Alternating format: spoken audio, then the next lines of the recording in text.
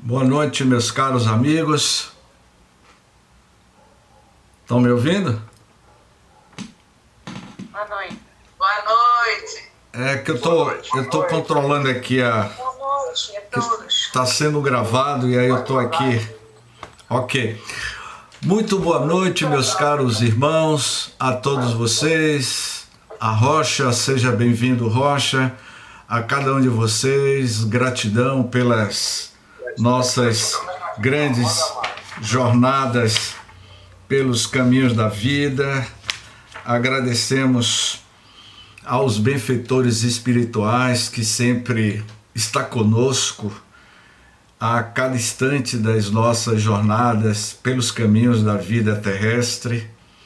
Que cada um de vocês sejam agraciados pela presença dos benfeitores espirituais no lar de vocês e que estejamos sempre sintonizados com a frequência do bem, com a frequência do amor, com a frequência da gratidão e nunca com a frequência do mal, da apologia do mal, da maledicência e do espírito do mal que infelizmente vem pairando sobre a humanidade nesses últimos anos.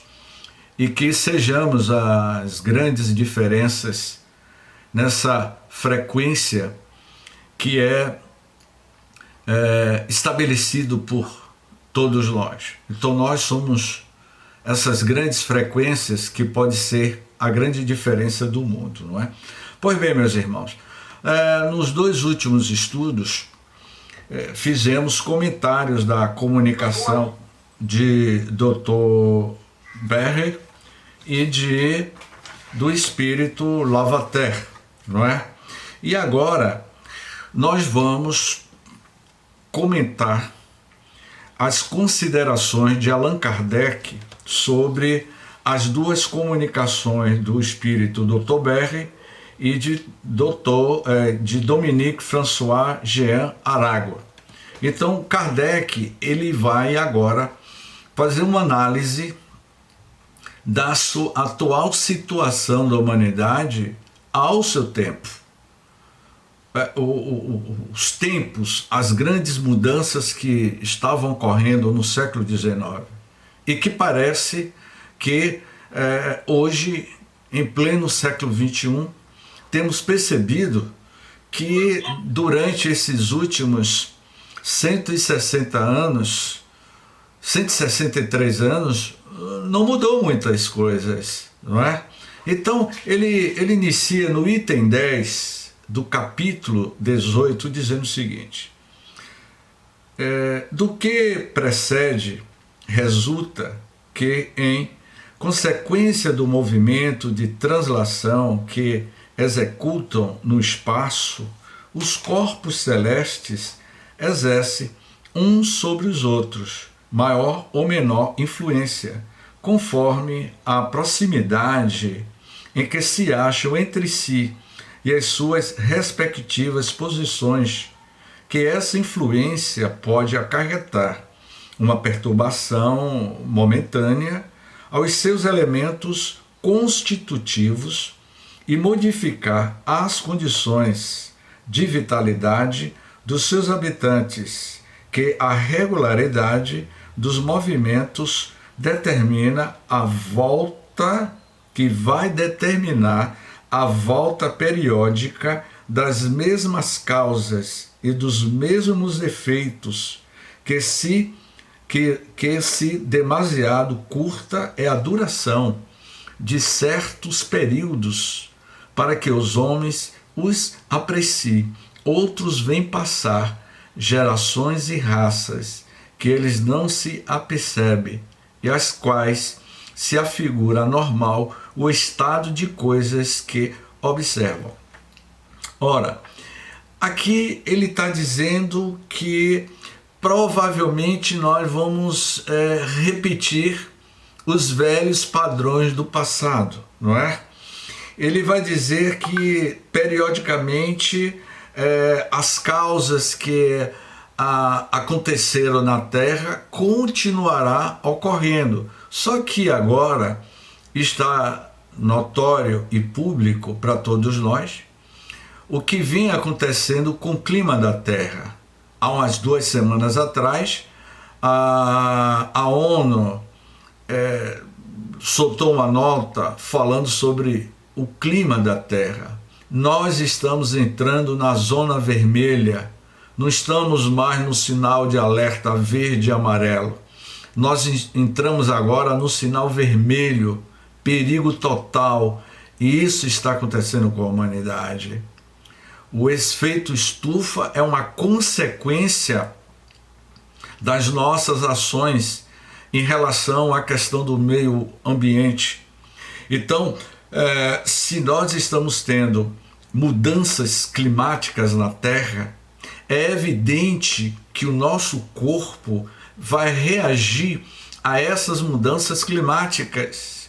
Nós estamos adoecendo por conta da mudança climática da Terra, do efeito estufa. Se o planeta adoece fisicamente, se há uma transmutação, uma transformação do orbe terrestre, é evidente que todas as formas de vidas existentes na Terra vai sofrer. E nós, certamente, já estamos sentindo esses fatos nesses últimos anos, nessas últimas décadas. A gente tem percebido isso de forma notória e pública. E nós somos responsáveis. Não podemos jogar a responsabilidade apenas no governo. Cada um de nós somos responsáveis pelas nossas ações. Eu sempre comento, Rocha, se o meu amigo Rocha, na sua cozinha, você gosta de cozinhar, Rocha? Abra o microfone aí, Rocha. Sim, gosto de cozinhar, sim. Bom. Vamos dizer que Rocha, ele vai ao supermercado e vai comprar 1 quilo de batata. Ao pegar algumas batatas, o que eu vou falar aqui, é claro que Rocha não faz isso. Eu vou criar uma analogia, Rocha, o que nós estamos fazendo com o planeta Terra. Tá certo, Rocha? Mas vamos supor que Rocha vai ao supermercado. Ele vai à seção de hortifruti. E aí Rocha, ao pegar algumas batatas, ele deixa cair várias batatas no chão. E não pega, larga lá. Dá meia volta e vai embora e larga as batatas lá. O que eu estou dizendo, eu já vi isso várias vezes em supermercados. Só que Rocha leva as suas batatas para a sua residência. Chegando na cozinha de Rocha, Rocha vai pegar aquelas batatas que ele comprou e vai colocar onde? Vamos dizer, na fruteira. Se algumas batatas cair da fruteira de Rocha no meio da cozinha, o que Rocha vai fazer? Hein, Rocha? Pegarei do chão, colocarei na fruteira. E por que Rocha não pegou as batatas que caiu no supermercado no chão? É com você, Rocha. A Rocha tem essa consciência que ele traz, que mesmo que esteja no chão, eu pego e coloco na prateleira. Mesmo que eu não tenha deixado a cair, mas estou fazendo a minha parte. Tá? Vou colocar na prateleira novamente. Mesmo que eu esteja ali escolhendo, venha escolher ali, caiam, eu tenho a meu dever como cidadão e como cliente do mercado, tá? Fazendo a minha parte para a harmonia nesse globo terrestre. Vocês perceberam o que Rocha falou? Rocha disse a palavra-chave: fazendo a minha parte na harmonia de um todo. Então, é evidente que nós não deixaremos as batatas na cozinha da nossa casa. Mas por que a gente faz isso lá fora? Não é verdade, Rocha? A gente vê muito isso. O que eu estou querendo dizer, o que é que tem a ver as batatas da cozinha de Rocha com o tema de hoje?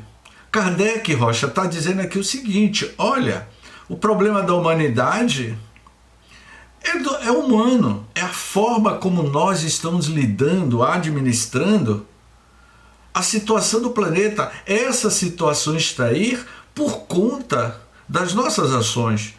A década de 80, eu me recordo que eu comprei um livro em português e que em inglês dizia assim, The After, o dia seguinte. Era um livro que falava sobre a Terceira Guerra Mundial, na década de 80, que se vivia a Guerra Fria entre Estados Unidos e a União Soviética. Haveria probabilidade de uma terceira guerra nuclear. E esse livro, The After, o dia seguinte, dizia que se ocorresse uma terceira guerra nuclear, dizimaria praticamente todas as formas de vida na Terra. Porque os anos 80, isso eu me lembro muito bem, que eu acompanhei. Para mim, Rocha, certamente você deve ser da nossa geração, né, Rocha? Não é? 63. Ah, é? Mas eu estou com 60, então a gente é da mesma geração, não é verdade? Então, assim, os anos 80 foi o ano que eu digo assim, Rocha, que foi as grandes descobertas da tecnologia, onde o próprio Mikhail Gorbachev, da antiga União Soviética, com Ronald Reagan, os dois assinaram um tratado de desarmamento nuclear, e que naquele período havia aproximadamente milhões e milhões de gigabytes de ogivas nucleares que poderia dizimar todas as formas de vida na Terra. O único ser, o único inseto que suportaria a irradiação das ogivas seria as baratas. E esse livro, The After, o dia seguinte, falava que a irradiação não mataria as baratas. Ela é tão ruim que a irradiação não mataria ela. Ou seja, haveria uma propagação. Então, hoje, o problema não são as ogivas, que é o problema da humanidade. O problema da humanidade são as nossas ogivas mentais. O que Rocha falou aí da questão do comportamento nosso diante da vida. Essa interatividade que eu tive aqui com Rocha foi baseado em algo, como eu trabalhei muitos anos como editor de uma revista de supermercados. Eu ia fazer reportagem em supermercados, Rocha, e via as pessoas fazendo isso. Eu via pessoas derrubando, e aí você ainda vê as pessoas derrubam, tiram objetos da prateleira, derrubam e larga lá. Aí eu não vou fazer porque tem alguém que pode fazer por mim. Você joga uma garrafa de refrigerante na rua, mas por que você jogou? Porque tem alguém que pode limpar por mim. Então é essa consciência ecológica. Kardec, ele já comentava, Kardec, na Gênese, ele já tinha essa pegada da consciência ecologicamente correta. E é isso que ele fala aqui, que, ao contrário, as gerações contemporâneas da transição lhe sofre o contra-choque e tudo que lhe parece fora das leis ordinárias. Essas gerações veem uma causa sobrenatural, maravilhosa, miraculosa, no que, em realidade, mas não é do que a execução das leis da natureza. Não tem para onde correr. Nós vamos passar por grandes transformações. Não tem para onde correr, meu amigo Rocha. Só que a gente está acelerando. A gente que viaja muito, eu acredito que todos vocês conhecem ali a região do Rio São Francisco, em vários trechos da região do Rio São Francisco, décadas atrás, que era navegável, hoje você não consegue mais navegar, não é? Então, o planeta Terra, a Mãe Gaia, ele está passando por esse processo constante de modificações, que é o seu processo natural de mudanças. Só que nós estamos antecipando, criando situações. Veja Salvador, no final do século XIX, dezembro de 1899, caiu uma tromba d'água na virada do ano de um século, de 1899 para 1900, teve uma tromba d'água aqui em Salvador, que várias partes da cidade foi inundada pelo simples fato da questão da topografia da cidade. Isso há um século atrás. 120 anos depois, a gente percebe que as pessoas ainda sofrem com essas questões, porque muitos constroem casas em locais que não deveriam ser construídas. Mas, James, existe a questão do poder público, tá certo. Mas o que nós estamos fazendo? Desmatando, mexendo a topografia da cidade, e isso vem como consequências. Então, se nós estamos sofrendo, é por questões das nossas ações. Eu comentei aqui, Rocha, semana passada, que uma rede de supermercado, essa semana eu tornei passar. Eu vou tornar a tocar no assunto, porque de certa forma isso mexeu muito comigo, porque na Baixa de Quintas tinha um terreno baldio enorme e tinha uma avenida de casas que pela manhã o sol clareava a residência dessas pessoas, Rocha. Beco do Cirilo. Eu não sei, é ali no... Na Estrada da Rainha, Sei. Aí, fizeram, eu passei essa semana de novo lá. E eu confesso a você, por que isso me mexeu? Porque eu vejo assim, um sentimento, você às vezes fica impotente de não poder fazer nada, aí uma rede de supermercado vai, constrói um supermercado, e o teto do seu supermercado cobre praticamente, ali é o Beco do Cirilo, eu não sabia, cobre totalmente a rua. O Beco do Cirilo ali era uma horta muito antiga do Lanar, ali embaixo, morei ali. Pois é, aí eu fico perguntando aonde é que vai a ganância humana. Será que os engenheiros, os arquitetos, não poderiam pensar ecologicamente correto, afastar? Ou seja, o teto da rede de supermercado cobre praticamente toda a rua, e eles não têm sol, não tem noite. Eu disse, meu Jesus, como isso é possível? E quando Kardec diz aqui, não é, que isso tem os seus agravamentos, isso é a atitude do egoísmo humano. Não pensou no próximo, pensou em se beneficiar com seu ganho, mas não pensou no outro, não pensou naquela família. Enfim, mas um dia, viu, Rocha, ainda eu vou ter a oportunidade de fazer um comentário com se for possível, com o proprietário daquela rede de supermercado, se é que ele vai estar sensível a essa questão.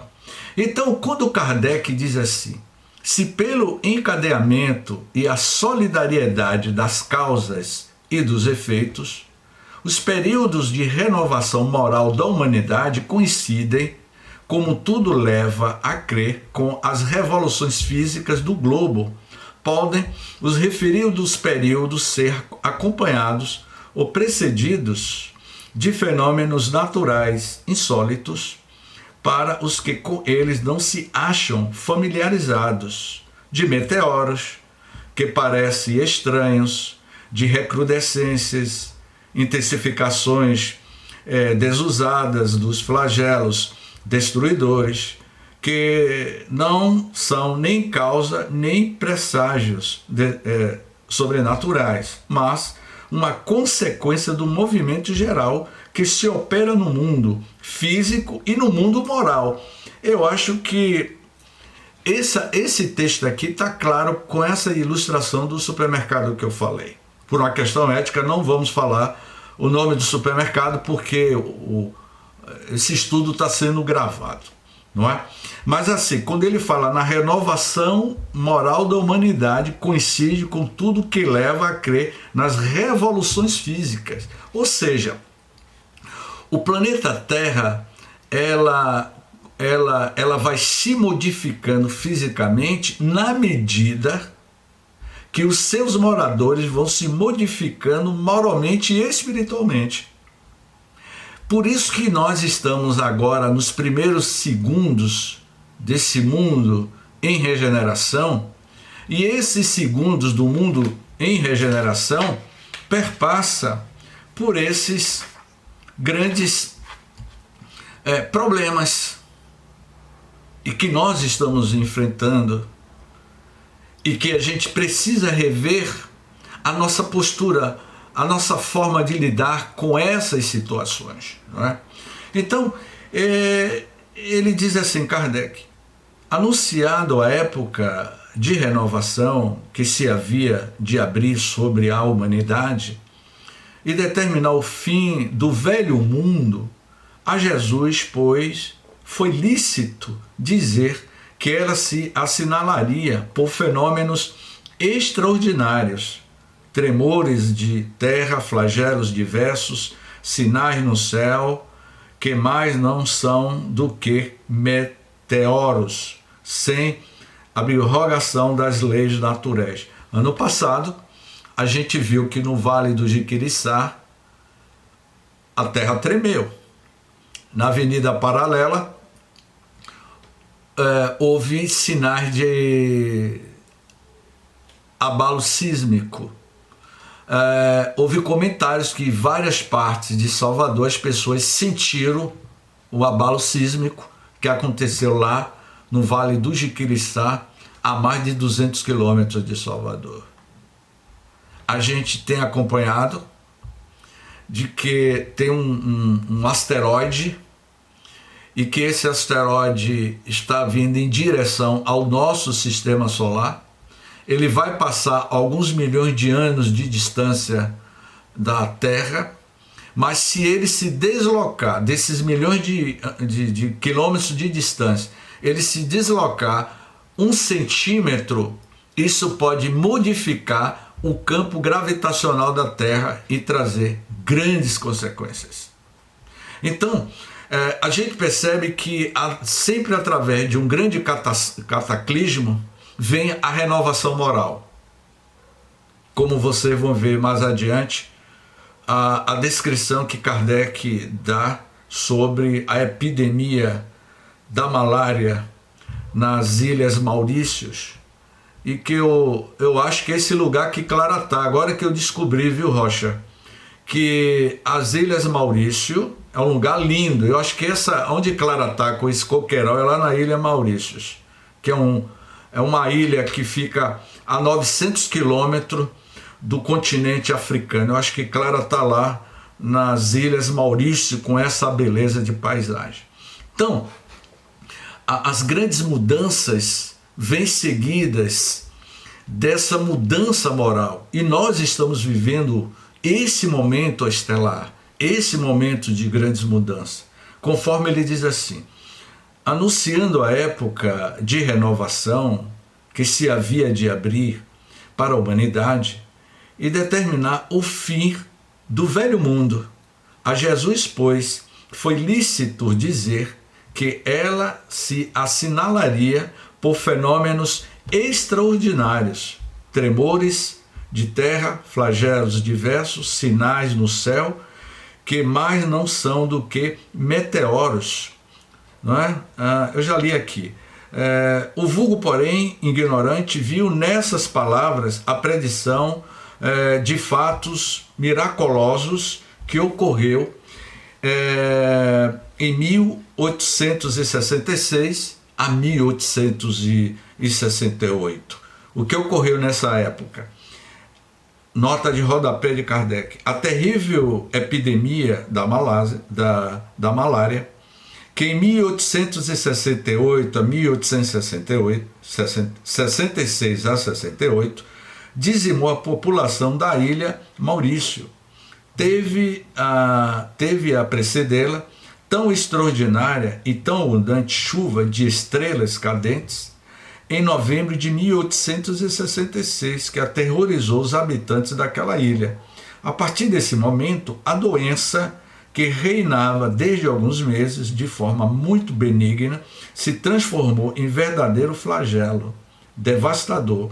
Aquela fora bem um sinal no céu, e talvez nesse sentido é que se deva entender a frase estrelas caindo do céu, que fala o Evangelho, como um dos sinais dos tempos. Pormenores sobre a epidemia da ilha Maurício, que foi publicado na Revista Espírita do ano de 1867. Eu tive o cuidado de fazer uma pesquisa agora à tarde no Google. As Ilhas Maurício, o último censo de 2019, as Ilhas Maurícios têm aproximadamente 1.300.000 habitantes. Eles falam, se eu não me engano, 10 idiomas diferentes, tem várias religiões. É um paraíso. Para vocês terem ideia, a qualidade de vida nas Ilhas Maurício é bem melhor do que a qualidade de vida dos brasileiros.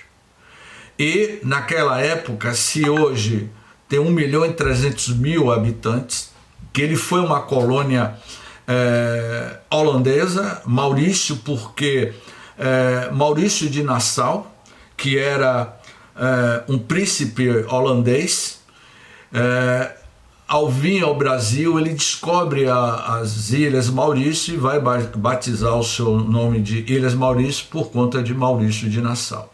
Depois foi para a mão dos franceses, depois dos ingleses. E foi no período que era uma colônia inglesa que a epidemia praticamente matou 80% da sua população. Ou seja, vamos dizer, se a população hoje é de 1.300.000 habitantes na Ilha Maurício, a epidemia matou 80%. Quantos moradores sobraram? Se fosse hoje, eu vou pedir ajuda aí aos universitários matemáticos. Me faça esse cálculo aí, 1.300.000 menos 80%. O número de pessoas que sobraram foi pouquíssima. Foi exatamente isso que aconteceu naquela época. E eles atribuíam que a aparição das estrelas cadentes, não é?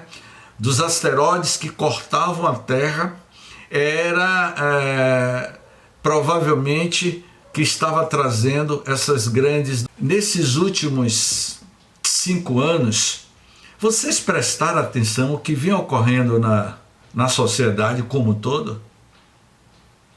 Se a gente parar nesses últimos 5 anos, o comportamento da sociedade, os meios de comunicação, a imprensa marrom, os desmandos das insensatez humanas. Eu só estou me atendo nesses últimos 5 anos. Alguém precisava dar um freio na humanidade. Coincidência ou não, em 2017 passou um asteroide, o Oumuamua, não é? Que alguns diziam que era um disco voador de quase 300 metros de comprimento. Esse asteroide passou próximo à Terra. Isso em 2017. 3 anos depois veio a pandemia. O relógio cósmico, ele tem uma verdadeira sincronicidade com os fatos que vão ocorrer para as mudanças da humanidade. restou apenas 360 mil habitantes. Jailze. Ou seja, se fosse hoje, obrigado minha amiga, de 1.200.000, só sobraria 360 mil. Foi ira de Deus? Claro que não. Está provado que as grandes pandemias ocorrem por conta do desmando humano em relação aos animais. A gente precisa mudar a nossa forma de se relacionar com os animais. Porque essas doenças, elas têm como origem os animais. Então, ele diz assim, a previsão dos movimentos progressivos da humanidade nada apresenta de surpreendente quando feita por seres desmaterializados, que veem o fim a que tendem todas as coisas, tendo alguns deles conhecimento direto do pensamento de Deus. Quem é que tem o conhecimento direto de Deus? Os espíritos mais evoluídos.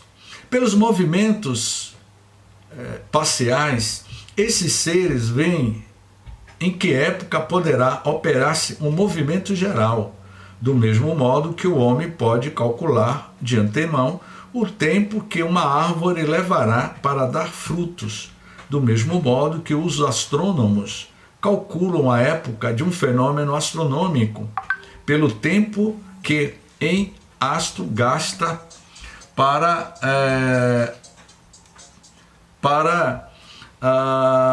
as futuras gerações, não é? Então, a gente percebe o que ele diz aqui, que todos os fatos que ocorrem na Terra, ele tem um ciclo natural, ele tem um processo natural.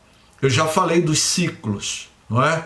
Da Lua, 28 dias, da TPM, 28 dias, o ciclo que a Terra dá ao redor do Sistema Solar, 365 dias, o ciclo que o Sistema Solar dá uma volta na Via Láctea leva aproximadamente 26 mil anos-luz. E esse ciclo de 26 mil anos-luz que o nosso Sistema Solar leva para dar ao redor da Via Láctea, porque nós residimos na periferia da Via Láctea, na ponta da Via Láctea. É onde moram as civilizações mais primitivas, mais evoluídas. Os mundos mais imperfeitos estão na periferia.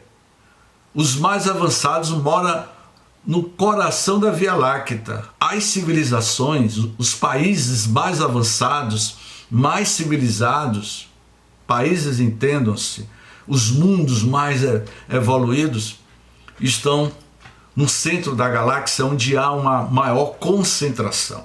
Então tudo é um ciclo. O nosso corpo, ele é um ciclo. Claro que o James Ney de hoje não tem o mesmo biotipo biológico quando eu tinha 15 anos. É evidente que Bárbara Caldas não é a mesma gatinha de 15 anos, de 15 anos quando Bárbara tinha 15 anos, não é, Bárbara? Então, um exemplo,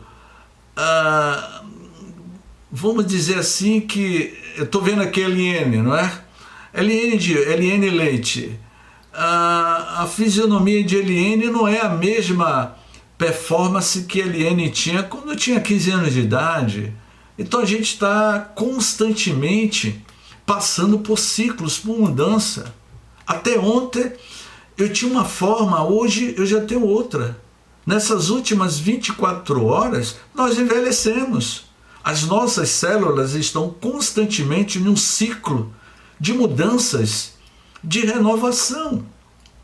Portanto, o que ele diz aqui, que nós estamos constantemente nesse processo de mudança. Então, dando continuidade, no item 12, ele vai dizer assim: A humanidade é um ser coletivo em que se operam as mesmas revoluções morais, porque passa todo ser individual, com a diferença de que umas se realizam de ano em ano e as outras de século em século. A humanidade é um ser coletivo. Eu não sei se aqui na sala tem algum ambientalista. E eu gosto muito de falar sobre espiritismo e ecologia. Eu já falei várias vezes sobre ecologia centrada nos valores do espírito.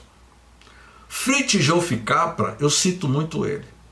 Ele vai dizer que nós estamos em evolução com o planeta Terra. Todas as formas de vida na Terra estão em evolução. Então, quando Kardec, no item 12, ele afirma que a humanidade é um ser coletivo, significa, minha amiga Graça,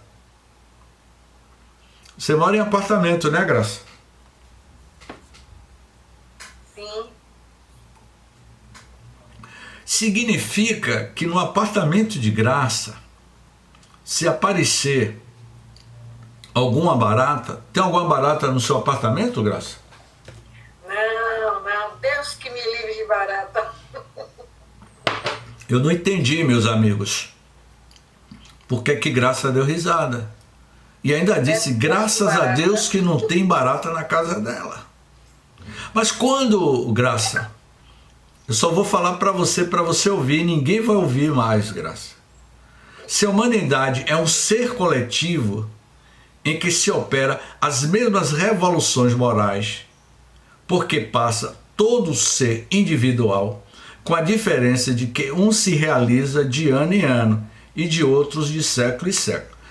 Aqui eu vou colocar outro texto de Kardec, está em outro capítulo que já estudamos. Kardec vai dizer que todas as formas de vida na Terra estão no seu processo de transformação. Significa que se houvesse alguma barata na casa de Graça, também estava passando pelo seu processo de evolução.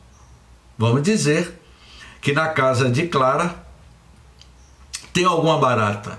E se Clara, eu não estou vendo você, Clara, está com a cabeça cortada aí.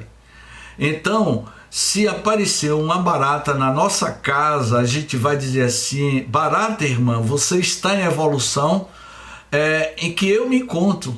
Tudo está em evolução. É muito interessante isso, não é verdade? Todas as formas de vida biológica estão em evolução. Eu indicarei a todos vocês aquele filme que virou um clássico, 7 anos no Tibete, com Brad Pitt. 7 anos no Tibete. Ele foi construir um cinema lá, e aí os monges, os Dalai Lamas, iriam dizer ao alpinista, né, o ator Brad Pitt, por favor, você está cavando, está tirando as minhocas. As minhocas também são filhos de Deus e está em evolução. Isso é uma das cenas do filme. Coincidentemente,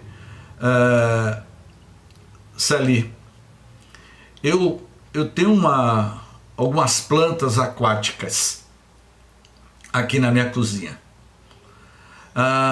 dentro de uma caixa de vidro, com terra, água e terra, e tem algumas plantas aquáticas. De vez em quando eu tenho que estar olhando as muriçocas, se tem cabeça de prego. E aí eu observei que tinha algumas, e que ela é provável que ela pode se transformar no mosquito da dengue. E mosquito da dengue, você sabe o mal que pode causar. Eu peguei, tirei a água com a terra e joguei na lavanderia. Quando eu derramei a água com um pouco de terra, eu vi uma minhoca enorme, uma minhoca aquática. Eu peguei a minhoca e coloquei de novo dentro do meu vaso, porque a minhoca fica, mas a muriçoca não. Vá procurar outro lugar para evoluir, não na minha caixa de água. Então, o que eu quero dizer que é a forma como nós estamos nos relacionando com o outro. Entenda-se, o outro não é só apenas o ser humano, as nossas relações com os animais, com as outras formas de vida que também está no seu processo de evolução. Tudo está no seu processo evolutivo. Chegar até aqui levou mais de 700 milhões de anos para chegar ao que nós somos hoje. 700 milhões de anos. E daqui a 700 milhões de anos, como será a nossa estrutura biológica? A nossa forma física? Será que o planeta terá a mesma arquitetura, topografia de agora? Evidentemente que não. Claro que vai mudar tudo. Então, no item 13, fazendo um resumo, ele diz assim: aquele que vivia bastante para abranger com a vista as duas vertentes da nova fase, parecerá que um mundo novo surgiu das ruínas do antigo. O caráter, os costumes, os usos, tudo está mudando. É que com efeito surgiram homens novos, ou melhor, regenerados. As ideias de que a geração que se extinguiu levou consigo cederam lugar a ideias novas que desabrocham com a geração que se ergue. Nós fazemos parte da velha geração ou dessa nova geração? Como será o perfil psicológico dessa nova geração? Será que terá esse tipo de comportamento que nós temos? Eu estou fazendo essa pergunta e gostaria de obter a resposta daqui mais alguns minutos, que nós vamos abrir aí para o questionamento de todos vocês. Tornada adulta, a humanidade tem novas necessidades, aspirações mais vastas e mais elevadas. Compreende o vazio com que foi embalada a insuficiência de suas instituições para lhe dar felicidade. Já não encontra no estado das coisas as satisfações legítimas a que se sente com direito. Despoja-se, em consequência, das faixas infantis e se lança, impelida por irresistível força, para as margens desconhecidas, em busca de novos horizontes menos limitados. Como é que nós vamos aspirarmos novos horizontes? Se nós estamos estudando as nossas regenerações. E quando ele diz assim, é um desses períodos de transformação que se preferirem, de crescimento moral, que ora chega à humanidade, da adolescência chega ao estado viril. O passado já não pode bastar às suas novas aspirações, às suas novas necessidades. Ela já não pode ser conduzida pelos mesmos métodos. Ou seja, esse método político que nós temos hoje na humanidade, será que se encaixa a política do planeta? Como será a política do Estado brasileiro daqui a 100 anos? 27 de agosto de 1121. 27 de agosto de 1121, daqui a 100 anos. Qual será a Constituição da Carta Magna brasileira? Será que daqui a 100 anos a política será essa que nós estamos vendo aí? Eu fiz 3 perguntas e eu quero ouvir a resposta de vocês. Será que daqui a 100 anos, 50 anos não, que ainda está muito cedo, mas daqui a 100 anos será mais justo? Está dizendo Mira. Então, vamos concluindo dizendo o seguinte. Quando ele diz assim, quem quer que haja meditado sobre o Espiritismo e suas consequências, e não o circunscreve à produção de alguns fenômenos, terá compreendido que ele abre à humanidade uma estrada nova e lhe e lhe se desvenda os horizontes do infinito, iniciando-a nos mistérios do mundo. Invisível, mostra-lhe seu verdadeiro papel na criação, papel perpetuamente ativo, tanto no estado espiritual como no estado corporal. É muito interessante isso aqui. O que Kardec está querendo dizer que a evolução no mundo material, na medida que o planeta se transforma eticamente, moralmente, espiritualmente, as sociedades do mundo espiritual também passam pelo seu processo. A mudança é nos dois sentidos. A grande transição planetária ocorre no mundo físico e no mundo espiritual. É isso que ele está querendo dizer aqui. E no item 17, eu estou fazendo um resumo aqui, não é? Ele diz assim: a fraternidade será a pedra angular da nova ordem social, mas não há fraternidade real, sólida, efetiva, senão assente em bases inabalável. E essa base é a fé. Não é a fé tais dogmas particulares que mudam com os tempos e os povos e que mutuamente se apedrejam, porquanto, anatematizando-se uns aos outros, alimenta o antagonismo, mas a fé nos princípios fundamentais que toda a gente pode aceitar e aceitará: Deus, a alma, o futuro, o progresso individual, em definitivo, a perpetuidade das relações entre os seres. Ou seja, foi o que a nossa amiga colocou aí no chat, não é?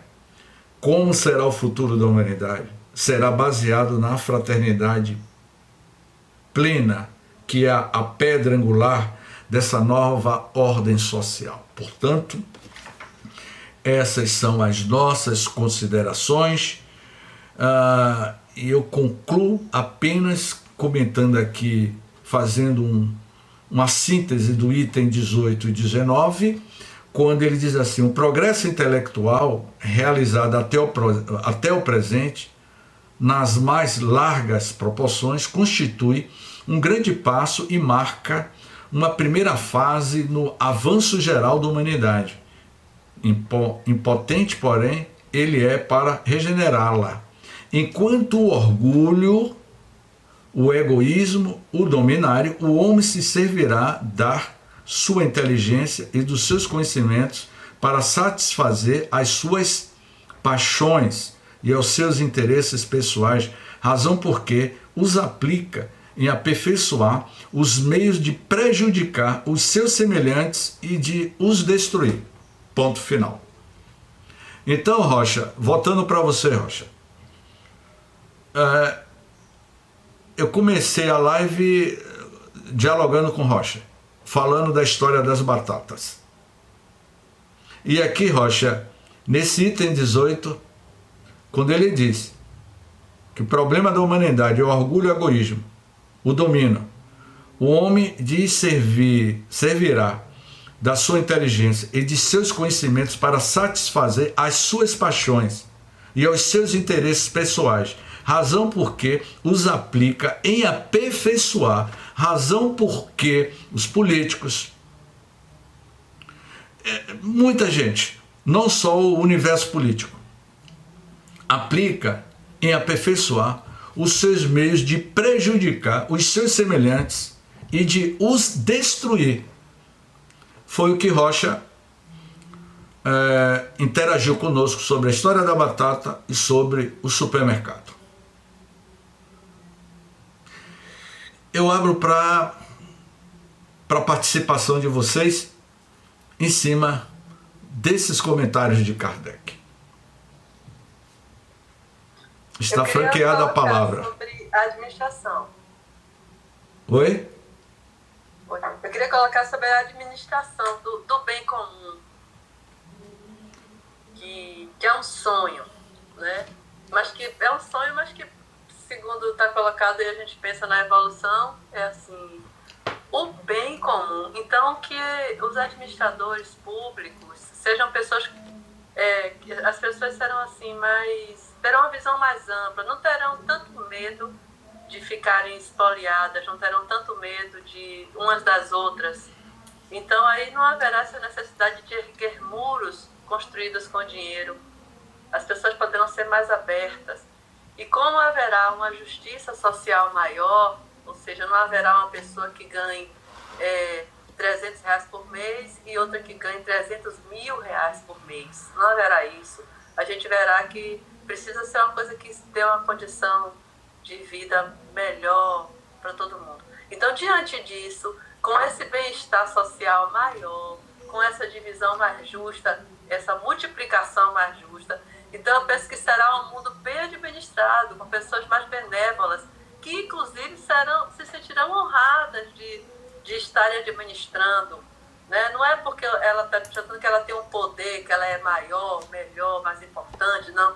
Ela é escolhida, essa pessoa, porque ela sabe fazer, é uma honraria para ela. Olha, hoje é você, tá? Então vai lá, faça.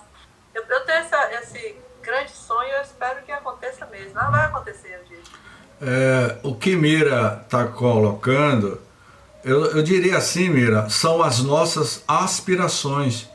As instituições políticas, as autarquias, os estabelecimentos comerciais, enfim, o mundo corporativo, ele se modificará na medida em que o homem se modificar. As instituições sociais, enfim, reflete o comportamento, a estrutura psicológica dos seus trabalhadores. Quando João Manuel Lopes ele colocou aqui no chat o seguinte: espero que daqui a 100 anos a espiritualidade caminhe junto, no mesmo patamar com o conhecimento científico. Eu diria, meu amigo João, eu tenho trocado muito essa palavra espero por aspiração. Eu aspiro que daqui a 100 anos a espiritualidade continuará caminhando conosco, não é? O mundo espiritual está ao nosso lado.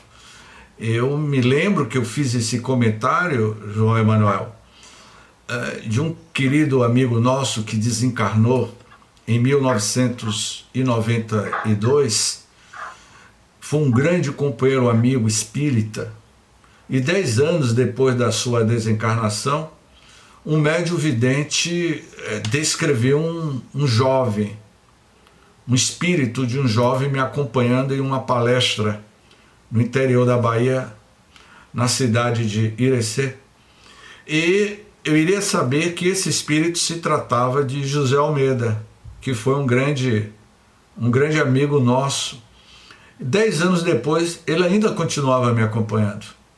E na mediúnica, ele deu uma comunicação psicofônica depois de 10 anos de desencarnado e iria me dizer: meu querido irmão Janos, depois que eu desencarnei e passei para o lado de cá, eu recebi a autorização de periodicamente lhe acompanhar em algumas das suas palestras, porque eu precisava ainda continuar ao seu lado, aprendendo e muitas das vezes lhe inspirando, lhe entusiasmando para que você não se desanimasse da mensagem da divulgação da doutrina espírita. Então, assim, quando a gente fala em espiritualidade, nós estamos evoluindo.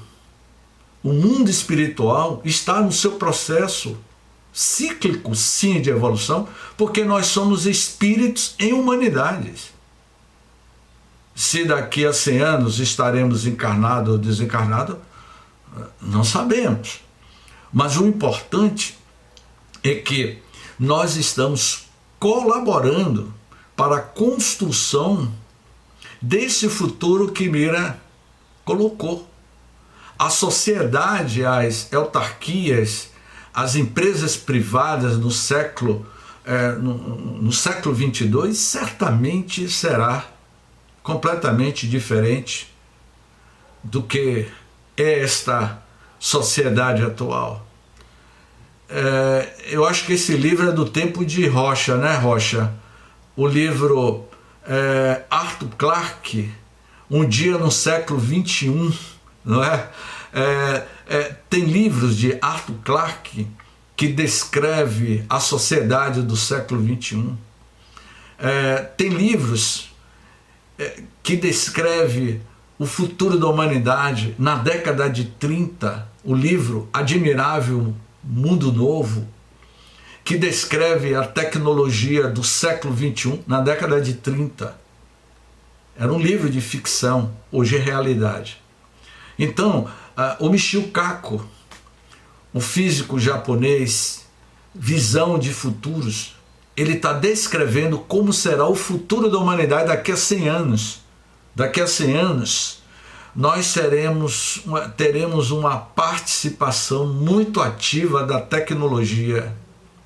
Vamos dividir espaços, como por exemplo, hoje já tem drones inteligentes, tem geladeiras inteligentes.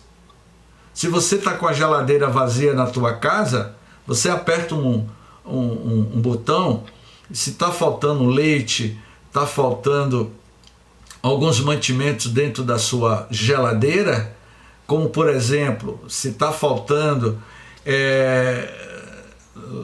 batatas que você coloca dentro da geladeira, ou potes de manteiga, não tem mais um, o que é que você vai fazer? Você vai pegar o celular para ligar para o supermercado e pedir? Não. Você vai chegar lá na tela da geladeira, na porta da geladeira, favor enviar 4 potes de manteiga. Você clica lá, a geladeira automaticamente vai mandar a informação para o supermercado que está conectado com a sua geladeira, que é um bônus. Você compra a geladeira e ao comprar a geladeira, ela vem conectada com a plataforma de uma rede de supermercado que vai abastecer a sua casa. Você pede a geladeira manda uma informação para a rede de supermercado e em poucos instantes o delivery chega e entrega os seus potes. Você não vai precisar sair mais de casa. Se você quer fazer um exame de urina, você não precisa mais. O que eu estou falando, isso já é fato, é realidade. Só que ainda não é para o Brasil. Se você quer fazer um exame de urina, você não precisa botar mais no potinho. Você urina no próprio vaso sanitário. Você urina no vaso sanitário e lá no vaso sanitário você programa. Favor verificar como é que está a acidez da minha urina. O vaso sanitário vai sair um relatório na tela e vai mostrar como é que está a sua urina. Isso é o futuro. Isso já está acontecendo. Então imagine daqui a 100 anos. Ô Rocha, aquele livro, eu não estou com o livro aqui, Transtornos Psiquiátricos e Obsessivos, de Filomeno de Miranda. Ele vai falar de microchips que são instalados nas células nervosas do sistema nervoso pelos espíritos obsessores, que nos teleguiam à distância. Isso acontece. Eu estou presencialmente com Ayrton. Aí o que é que eu faço? Eu aperto a mão de Ayrton. Ou então coloco assim um dedo. Coloque o dedo assim, Ayrton. Aí na sua tela. Isso. Não, coloque o dedo, né, Ayrton? Eu estou mandando você colocar o seu dedo. Isso. Quando eu encostar o dedo, eu vou transferir os meus dados do estudo que eu fiz da Gênese para Ayrton. Então imagine, meu amigo Emanuel, o que será daqui a 100 anos? Isso vai causar um sedentarismo ainda maior na humanidade. Muito comodismo também atrapalha a evolução. Deixa eu ver aqui. Quem foi quem colocou isso aqui? Por aqui. Quem foi? Jailze, né? Estava pensando neste livro, Admirável Mundo Novo. Agora Jailze colocou algo aqui, assim. Olha o que Jailze disse. Isso vai causar um sedentarismo ainda maior na humanidade. Muito comodismo também atrapalha a evolução. Muito bem colocado. Eu não me lembro o nome de um filme, de um desenho animado produzido por Hollywood. O planeta Terra foi destruído, Jailze. Destruíram com o planeta Terra, virou um grande lixo humano, um lixo de tecnologia. E os últimos habitantes da Terra se salvaram e foram para uma nave espacial. Acho que é o Will, o nome de um filme que tem um robô. Vocês lembram de que o Will era o robô? E quando ele foi conversar com os humanos eram todos gordos, sedentários. E é isso que Jailze está dizendo. Jailze, de certa forma, isso já está acontecendo. No nosso tempo, a gente brincava no pé de árvore, andava nas chácaras em Salvador, subia em pé de manga, no pé de jaca. E hoje, as crianças estão mais presas à tecnologia sedentária. Mas aí o que ocorre, a tecnologia evolui, a nossa vida se estende mais, vamos viver mais. Agora a gente tem que saber lidar com o desenvolvimento tecnológico, porque a pergunta é: e os planetas que já atingiram a autoevolução de tecnologia, como é que vivem essas raças de seres que habitam outros planetas que já dominam a tecnologia do campo gravitacional? Aí entra o que Kardec diz aqui no livro. A evolução da Terra tem que seguir passo a passo a evolução moral, ética e espiritual da humanidade. Porque você pode usar a tecnologia em benefício do seu desenvolvimento. Eu perguntaria a cada um de vocês: alguém aqui imaginava há 30 anos atrás que a gente estaria nessa tecnologia? Não. Ayrton está dizendo aqui, o livro 1983 de George Orwell já previa várias coisas que iriam surgir, como o código de barras, o Big Brother, que poderia nos vigiar 24 horas. É o que está acontecendo. Aí eu pergunto, Ayrton, o que nós estamos fazendo? A tecnologia avançou, 1984. A tecnologia avançou, a medicina avançou, e o nosso comportamento ainda precisa mudar. Tecnologicamente, cientificamente, a gente está avançando, mas moralmente e eticamente, em pleno século XXI, a gente ainda vive lidando com ódio, com egoísmo humano, com o gabinete do ódio, fazendo apologia a pegar em armas, a matar, a tirar a vida do próximo. Por favor, vamos parar com isso. Nós estamos vivendo em uma nova fase. Essa é a oportunidade nossa, das nossas grandes mudanças. Alguém quer fazer outros comentários? Soube que colocaram chips nos cachorrinhos domésticos. Mira, de fato isso vem ocorrendo. Eu não sei se o chip que você está falando são chips espirituais ou são os chips eletrônicos. Eu sei que em Tóquio, no Japão, já se usa uma tecnologia onde eles colocam uma espécie de chip para controlar os animais, não é? Isso também já vem ocorrendo conosco.